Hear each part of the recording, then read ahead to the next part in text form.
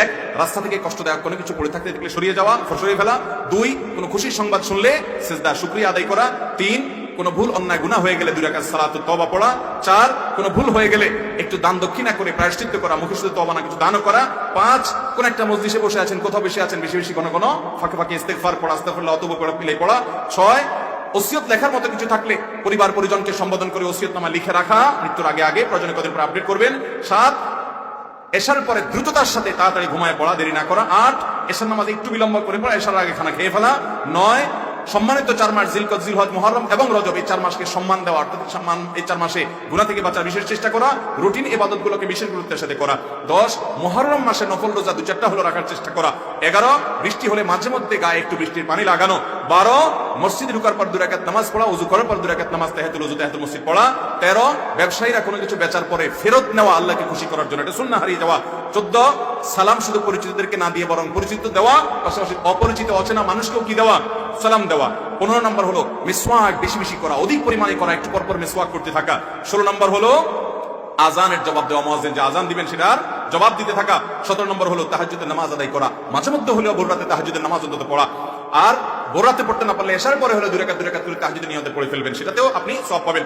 18 নম্বর হলো সালাতুদ দুহা বা চাষতের নামাজ আদায় করা। 19 নম্বর হলো যে কোনো কাজ করবেন পরামর্শ করে করা। 20 নম্বর হলো বাসা থেকে দূরে কোথাও যাওয়ার সময় 2 রাকাত নামাজ পড়া। 21 নম্বর সুন্নাহ, যেটি আমাদের সমাজ থেকে অনেকটা হারিয়ে গেছে, সেটি হলো আপনার সালাম দেওয়া, বাচ্চাদেরকেও কি দেওয়া, সালাম দেওয়া, ছোট বাচ্চাদেরকেও সালাম দেওয়া। 22 নম্বর সুন্নাহ হলো ইফতার তাড়াতাড়ি করা, সাহারি দেরিতে করা। 23 নম্বর সুন্নাহ হলো দোয়ার মাধ্যমে শেফা গ্রহণ করা, অসুখ বিসুখ হলে কোরআন থেকে দোয়া দ্বারা কি করা, আরোগ্য লাভের চেষ্টা করা।